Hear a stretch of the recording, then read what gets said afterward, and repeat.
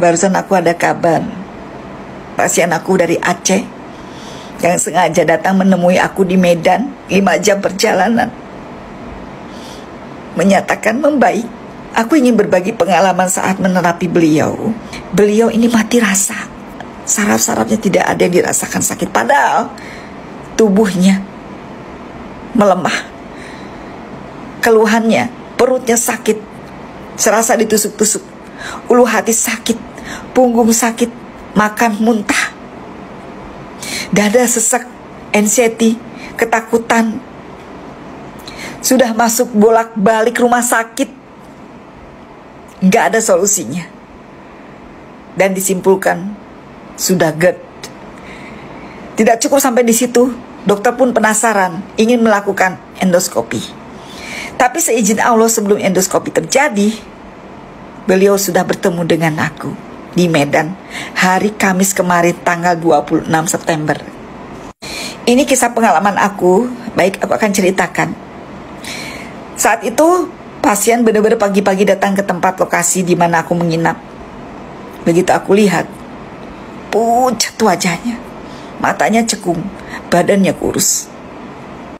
Begitu aku periksa, diagnosa bentuk tubuhnya, tulang rusuknya menonjol yang kiri bawah. Lututnya aja tidak simetris, tidak metris. Yang kanan ke depan, yang kiri itu istilahnya tidak sejajar dengan yang sebelah kanan, seperti ini. Kemudian bagian tulang belakangnya ini seperti ada punggung unta yang sebelah kanan. Dan beliau ini memohon sama aku, tidak mau diendoskopi, tidak mau lagi masuk rumah sakit. Dan aku hampir putus asa memeriksa pasien tersebut. Mengapa? Seperti biasanya aku melakukan, sebelum melakukan terapi terhadap pasien, aku melakukan diagnosa untuk penekanan di titik saraf. Dan kalau titik saraf itu sakit, itu kelebihan buat aku untuk menentukan suatu gerakan, untuk menentukan terapinya. Tapi pasien ini dengan berbagai macam keluhan, sakit yang dideritanya 3 tahun, begitu aku tekan saraf-sarafnya, tidak berasa sama sekali. Saraf di ketiak aku tekan, di dada aku tekan, gak ada yang sakit. Padahal keluhannya dada sesak, dada sakit, perut sakit, terasa ditusuk-tusuk, nyesek ke ulu hati. Aku tekan bagian titik saraf di perutnya, tidak ada juga berasa sakit. Aku tercengang sampai 1 jam aku menemukan titik saraf, tidak kunjung aku temukan. Semua mati rasa. Aku bertanya pada pasien, sudah berapa lama mengkonsumsi obat anti nyeri? Sudah 3 tahun mengkonsumsi obat anti nyeri. Dan aku bilang, itulah yang menyebabkan saraf-saraf kalian mati dengan mengkonsumsi obat anti nyeri berkepanjangan. Beliau nangis. Dan aku memberikan memberikan semangat untuk bisa sembuh.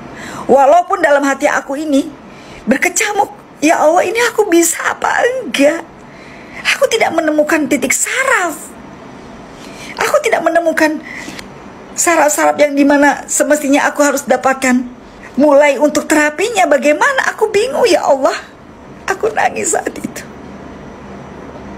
Sampai pasien bertanya sama aku, Bunda bisa sembuh enggak? Aku bilang, kesembuhan hanya milik Allah, aku hanya wasilah. Aku bilang, aku hanya memberikan kesempatan supaya kita bisa sembuh, supaya dirimu sembuh. Dari awal aku udah bilang, aku gak janji sembuh, hanya Allah yang menentukan. Tapi di situ aku tidak putus asa. Aku terus berusaha untuk mencari di mana titik saraf yang lemahnya. Mati rasa semuanya. Beliau pun bilang, 2 hari ini aku tidak konsumsi obat anti nyeri Bunda, karena Bunda bilang sebelum diterapi jangan konsumsi obat anti nyeri. Iya betul. 3 tahun mengkonsumsi obat anti nyeri, nggak ada solusinya. Bayangkan, dijoliminya orang ini, dijoliminya pasien ini. Harusnya kalau memang dampaknya ini sangat berakibat fatal mengkonsumsi obat anti nyeri, jangan disarankan terus konsumsi anti nyeri. Dan harus di endoskopi pula. Oke, aku sampai diam berkaca-kaca. Serasa aku putus asa. Apa yang harus aku lakukan? Ya Allah, aku terdiam, merenung. Bagaimana aku memulai untuk terapinya, sedangkan saraf-sarafnya itu tidak rasa sakit sama sekali. Tapi entah kenapa aku punya feel orang ini lemas sekali.